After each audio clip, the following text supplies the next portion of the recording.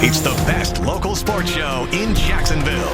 This is the Action Sports Jax Postgame Show, sponsored by Anajar and Levine, Accident Attorneys. Well, you just watched it. The game of the year.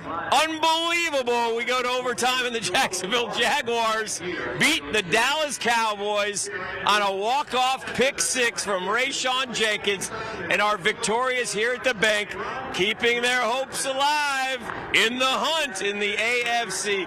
What a performance against a outstanding Cowboys team. The Jaguars were down 17 again, like they were to the Raiders, but this time it was in the second half. It was 27-10, and they did not look good. Trevor had just thrown a pick, all right? Trevor had just thrown a pick, and Dallas hit a long field goal. It was 27-10, and then it's like they snapped their fingers and woke up and started playing football. And the Jaguars got it done, scoring 14 unanswered, getting within 3, taking the lead, losing the lead, tying it up in overtime on a 48-yard field goal from Riley Pederson. What an unbelievable game of the year here at the bank. And the Jaguars now are 6-8 on the football season with this victory. What does this mean? All right, a lot. Tennessee, they're playing right now against the Chargers. If they lose, the Jags would then control their own destiny, right? Because Jacksonville turns around and they play Thursday against the Jets. Then they have the Texans out in Houston. They went to overtime against Kansas City by today. It's no layup. And then they finish Tennessee here. Could be for the AFC South Championship. Trevor Lawrence, what do you say? 4 touchdowns, a career high. Unbelievable performance by Trevor Lawrence today for the Jaguars. The defense was, I'd say, opportunistic again. It didn't look good early. Jacksonville turned it over early. ETN turned it over but came back and ran for 100 yards. The Jags ran for over 150, I think, on the day. And Trevor had another 300-yard passing game, 4 touchdowns, a career high, 1 interception. It all added up to a Jaguar victory. It's really unfathomable what happened here today for this football team. It looked like it was going to be one of those close but no cigar situations, but it wasn't. It was all Jacksonville. It was Jacksonville getting it done. It was Trevor Lawrence. It was a defense that came up big when it had to. Look, the Jags won the toss in overtime. They took the ball, and they went 3 and out. And I'm like, oh, man, what are we going to do? And we punted to Dallas. And on the first play, they hit a 20-yard pitch, and they went for 20 yards. And they were at the 40, and basically they needed 25 more yards for the game-winning field goal. And somehow this defense that has not been great was good enough today. And Rayshawn Jenkins made a great play for Jacksonville, picked it up off the turf and ran it back for a touchdown, a walk-off. And the Jaguars are now 6-8 on this football season. 6-8 is what the Jaguars are, and they will now control their own destiny going forward. How good is that for Jacksonville? It's really good. That's how good it is. So ETN, despite his early fumble, had 100 yards plus rushing, hurt his ankle at game's end. He was out over those last 2 drives during the regular time, went back out during overtime. Zay Jones, 3 touchdowns on the day. Tremendous performance. Evan Ingram catching balls all over the place. It's so good right now what's happening to this football team. Growing up before our eyes, improving to 6-8. And we will hear from all the players here in just a moment. We'll start with Doug Pederson. Liv, where are we with Doug? No sign of Doug yet. All right. So I'll keep talking, and I'll tell everybody that right now I've got the Titans game up. It's 0-0 with 7:50 to go in the first. But the Chargers are on the move, which is good. They're at the 15-yard line. All we need, if we get a victory by the Chargers, the Titans would have lost 4 in a row. They would fall to 7-7. and we would be one game back. It would be a tremendous day. The Jaguars go to New York on Thursday, but today, and it's going to be a short week, and it's going to be tough, and the Jets ain't bad. But this team has got a little something special brewing right now with wins over Tennessee and Dallas back-to-back to climb to 6-8, 6 wins for this football team. This team went through a 5-game losing streak at one point. This team looks like they're the best team in the AFC South. It's not the best division, but let me tell you, they just went toe-to-toe with the Dallas Cowboys here and were able to be victorious. It was a tremendous performance by the Jags. And again, I can't say enough about what this offense did. They had 10 points at the half. They were down 27-10 in the third quarter, and they fought like hell to come back and tie this thing up and force overtime. And it looked lost when Trevor Lawrence went on a scramble when the Jags were down 3 late. Okay? They were down 3 late, and Trevor coughed up the football. His second turnover of the day. We were cooked. We were done. But Dallas, they got a little conservative. Ran a couple, then threw a deep ball incomplete, had to punt, and Trevor was able to get the team into field goal position. Great plays by everybody. Evan Ingram with a crossing route showed tremendous heart to get out of bounds, get the clock stopped, and save our timeout, which opened the middle of the field. Trevor then hit Zay Jones for a big gainer that allowed them to try a field goal, and it was a 48-yard field goal. And give the kicker credit.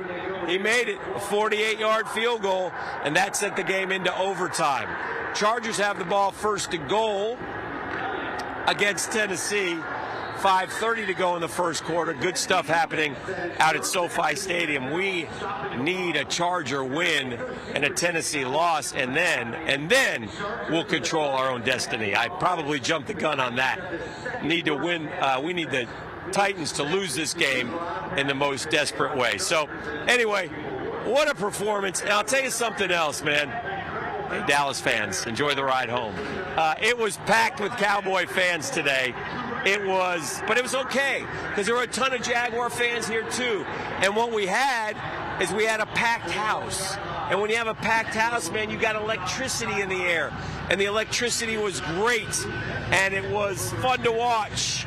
And in the end, it helped this Jaguar football team. Doug Pederson, let's listen in on Doug Pederson right now. Man, they never gave up. You know, we talked about it, last night at the hotel. We talked about it again today. We just kept chipping away, against a really good football team. I mean, that's a well-coached, unit. They're obviously one of the top teams in the league, but this win today, I think, kind of just gives our guys confidence in who they are as a team. There's a magic with a franchise quarterback. Do you see the belief in Trevor Lawrence in the locker room? How is that growing, and particularly over the last 5 or 6 weeks? What's that belief like that the team has? The belief has always been there. And Trevor's done a great job of just running the show, running the team, doing what he's capable of doing, and just so happy for him, but really for the whole team. But just the guys are starting to believe in themselves too, and that's important down the stretch, and just a tremendous win by everybody. All 3 phases had a hand in it. Coach, just want to ask you, that first half, their offensive line, I thought, did a pretty good job of keeping you at bay, and obviously they built the lead. What happened in the second half? I think that might have changed everything around. Was there something that you did differently? Yeah, no, they obviously have a really good offensive line. They pride themselves on running the football. They did a nice job in the first half, and I just think it's a lot like last week against Tennessee. You just at some point you just have to wake up and say, hey, now enough's enough, and the guys just hung in there and made a few adjustments up front as far as staying in base or going nickel defense, things like that. But other than that, we committed 11 guys to the run, and then it opened up our pass rushers to get after Dak in the passing game there in the second half, which really helped us obviously on the last play of the game. And keeping the composure even after Trevor's fumble, and they recovered with whatever time they had left. You still had the 3 timeouts. I mean, how important is it to say, hey guys, look, we stop them here, we get another chance. Yeah, that's exactly the message we had on the sideline. You know, we have 3 timeouts. There's still a lot of time. We'll get the ball back with maybe just under a minute to go and a chance to go tie the football game. And you know, what I appreciate about our guys and really the coaching staff is how, you know, we prepare our players for situations like that, right? And there's no panic. Guys are prepared. My hat's off to the staff for putting them in positions to go win games, you know, or in that case to go tie the game. So just a great effort there. Hey, Doug, the 2 17-point comebacks this year, what does that say about a team that's trying to figure out who they are and how good they can be, that you're able to do that twice, especially against a team like this? Well, I mean, we saw, you know, we saw the game last night, you know, the Minnesota game, and you know, I've been a part of games where we've been down and you work your way back, and listen, our guys, I don't really think they worry too much about where it is, you know, what the score is. I really don't. I think they just keep focusing on their job and getting better at what they're doing in game, and as I said, we just keep chipping away, and somewhere we're going to get a stop on defense or a takeaway. Somewhere we're going to score a touchdown or a field goal on offense. Special teams are going to step up, and that's why you play, you know, 60 minutes. And so I think it's just a matter of the guys just kind of trusting in themselves and gaining confidence as the game goes on. Trey had a little bit of a rough day, but he gets his hand in there on that final pass and knocks it up. Is that the kind of kid that he is and the kind of player he is? Who was that? Trey Herndon.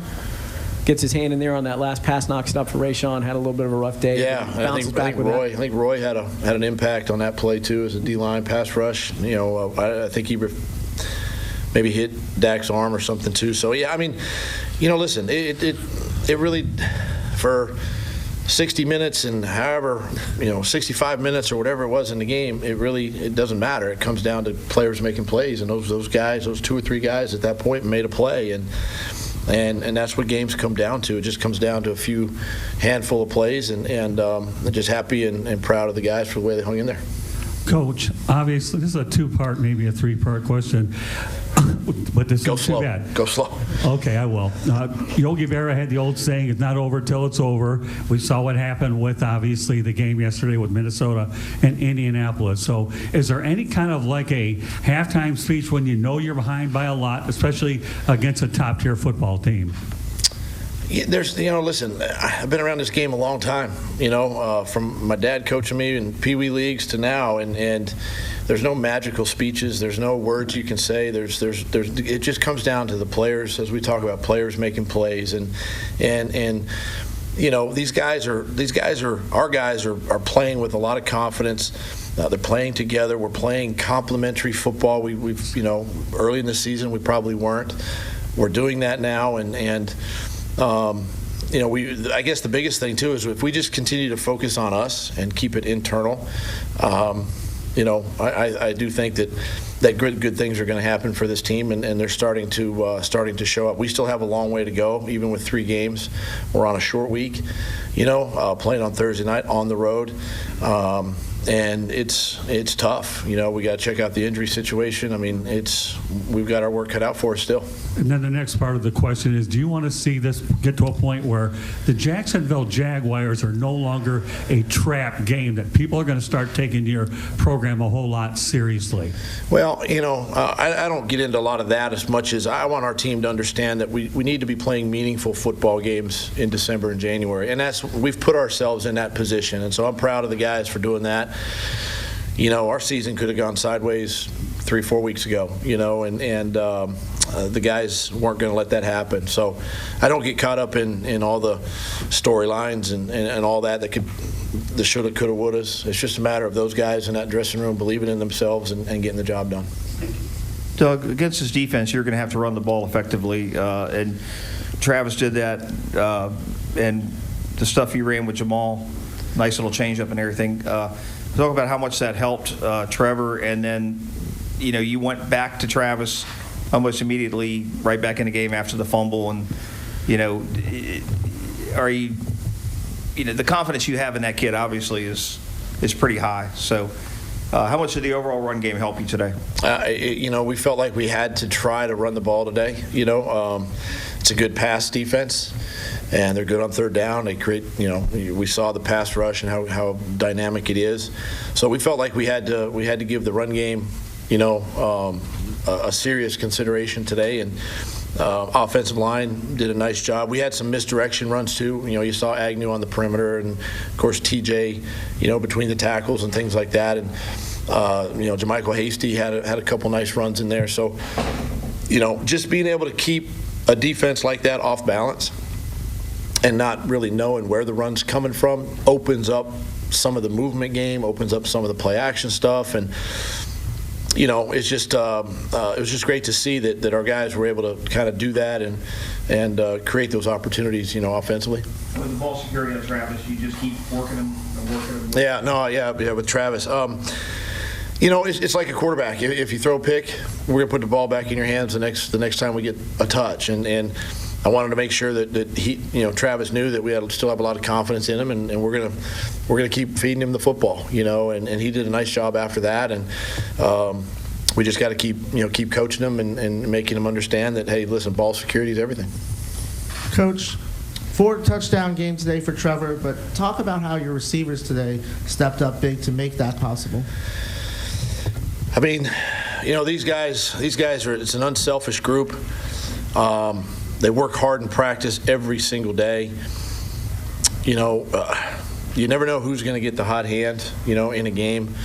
A week ago it was 17. Zay had some nice catches today. Christian down the stretch. Marv got in the mix, screened to TJ. I mean, there's all kinds of things that took place in this game. But just the way these guys, I think, work with one another, work with Trevor, the way they practice, the way they study their opponent, study the game plan, says a lot about who they are and the type of people and men that they are.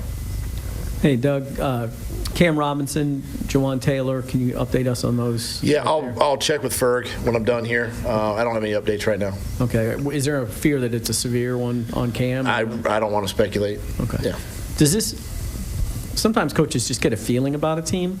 What's your feeling about this team? Do you have a feeling that it's a special team? And that doesn't necessarily mean you go win a Super Bowl, obviously, but do you have a feel about this team?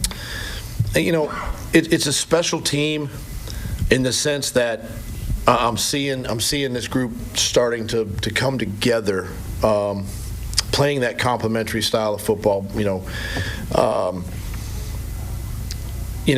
Even going back to training camp, the way we practiced and the way we, did things back then, you had the hope and the glimmer and, that we would one day be one of those football teams. And it takes time. I've said this before, it's not an overnight fix, but the way these guys continue to work together, I'm telling you, the way they practice, I know you guys don't see practice all the time, but the way they practice, and they practice hard, they just keep believing in themselves, and so from that, it's a special team, because I really don't think you win games like this if you weren't a close group, if you didn't have the right leadership in the locker room, if you didn't practice the way we practice. So hats off to the guys for really buying into all of that.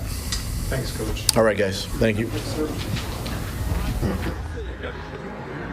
What a performance by the Jaguars and Doug Pederson, and what a win. It's hard to imagine what I just watched here. As I said, I haven't been this pumped up for a regular season home game since 2018 in the Patriots and the Jags like they did in 2018, but this is December. This is when it matters, and it mattered to this football team, and they were able to get the job done today. And by the way, 2 notes on the Tennessee game. They're down 7-0, and Tannehill ain't playing. Malik Willis is in the game, the rookie, so advantage LA Chargers. We'll see. We'll keep an eye on that and keep you updated throughout. Right now, though, Brent's in the locker room. He caught up with Foye Oluokun after the win. Let's hear from him right now. What kind of a message game can this be against the Cowboys team that's America's team and that whole bit? Yeah, I mean, they're a talented team. They got a lot of talent across the board. It's really just a message to ourselves that we can compete with anybody. I mean, kind of out of that Detroit game, that's all we've been telling ourselves. That was a game that showed us if we don't come out and bring our stuff, we can't do what we want. But if we're in games doing what we want to do, being in the right spots and stuff, we can really compete with anybody. Did you guys change anything defensively in the second half? I don't think so. No. Just locked in? Locked in. They had a couple of explosive plays. We had to start winning first and second down a little bit better. just be in the right spots and make those tackles for sure. How crazy is how crazy? How just crazy? I mean, you're down 17, man, and it looked dead. We was down earlier some other game. I just said. I think they got the ball back right before 2 minutes. And we come out, we stopped them here, stopped the bleeding a little bit right before the half. Made a good, third down stop.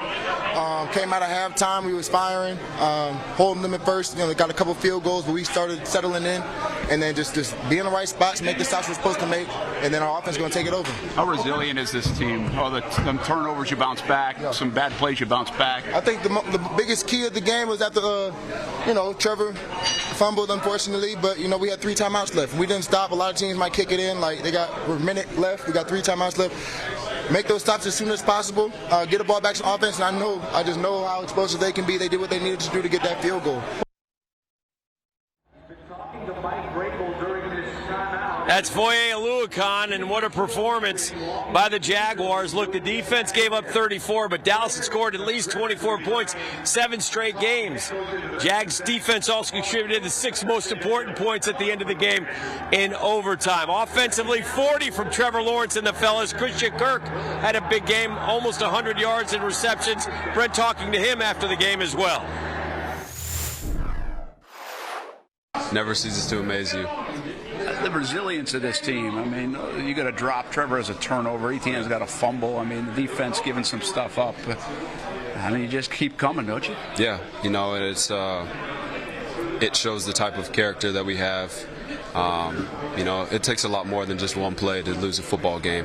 Obviously, you can't compile those, but guys understand that one play is not going to lose us a football game, and we still have so much football left to play. Even with a minute 20 left on the clock, and you have a turnover. Unfortunately, nobody on the sideline was hanging their heads. Everybody's saying we still have three timeouts left. We're going to go get a field goal, and we're going to send this thing to overtime. So it's all mentality. If you go ahead and hang your head and say, oh, I dropped a ball, or I fumbled a ball, or did this, and the game's over, and you kind of hang your head and you let that carry over to what's in front of you.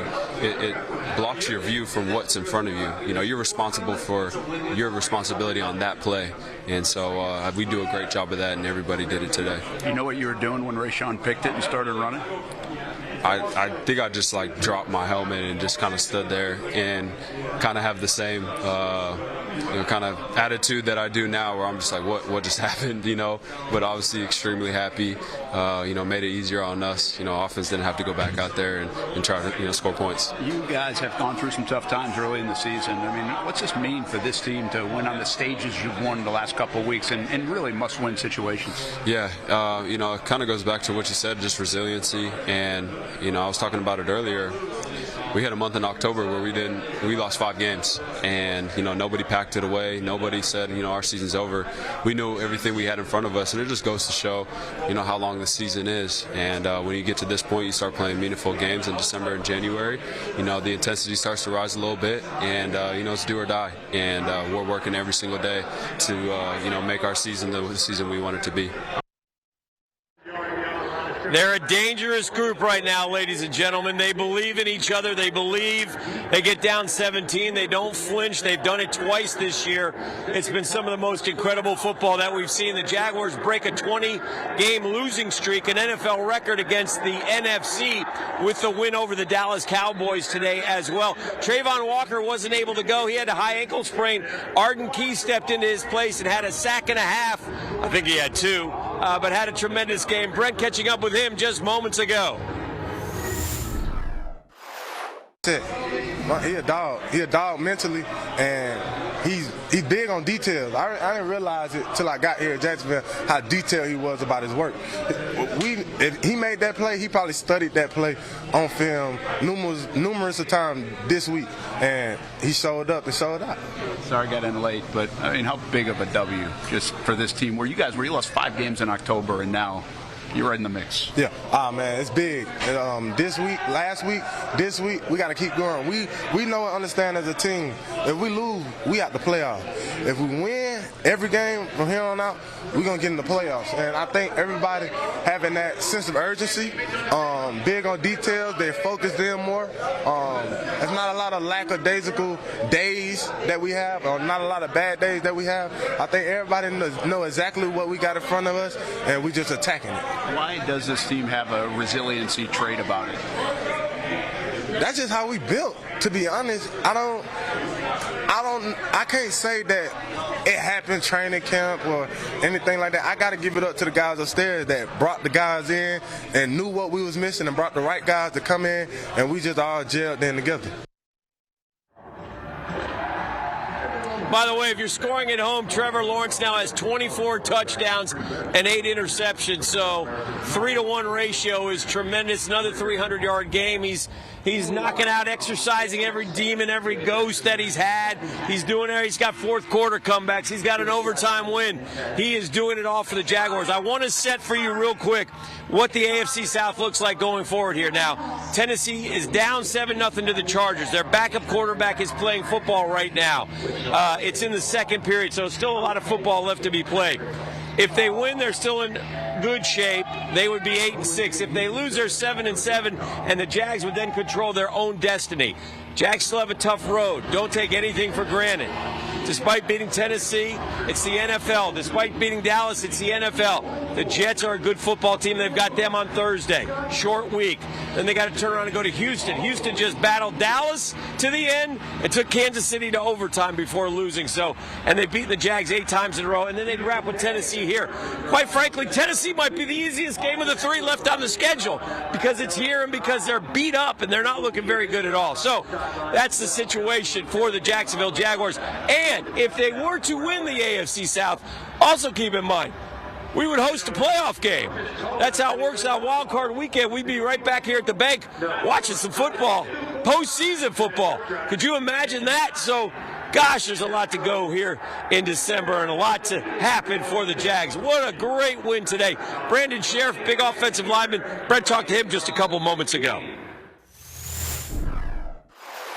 You know, we were down a couple scores, but we didn't phase out. You know, we didn't get down. You know, we've been in this position before, and it's just a testament to all the hard work we put in. And you know, we focused on fundamentals and details. And obviously, you know, we could have a couple plays. We wish we had a couple plays back, but you know, we're happy with the W. Why does this team have like a trait about them of resiliency? I mean, what makes that up? I mean, you just never give up. You never know what's going to happen. You know, you saw yesterday, you know, with the Colts and Vikings, you know, that's just a testament to them, too. You just never give up. And I don't think none of the guys in the locker room, you know, flinch because we've been in this position before. And, you know, we practice hard and, you know, it's all paying off.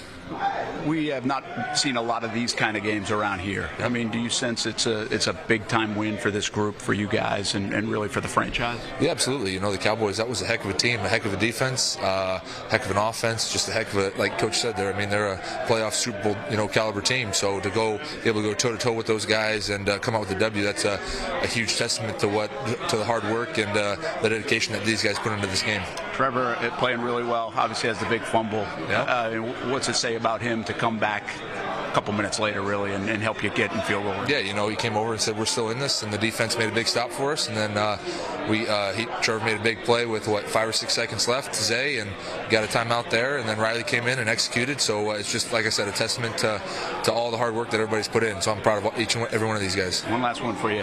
Juwan goes out, Walker goes in. Cam goes out, Walker goes. I mean, that depth really showed up today. That's not easy, is it? No, Walker Little's a stud. You know, it can't be lost, and Brandon Sheriff talked about it just a touch.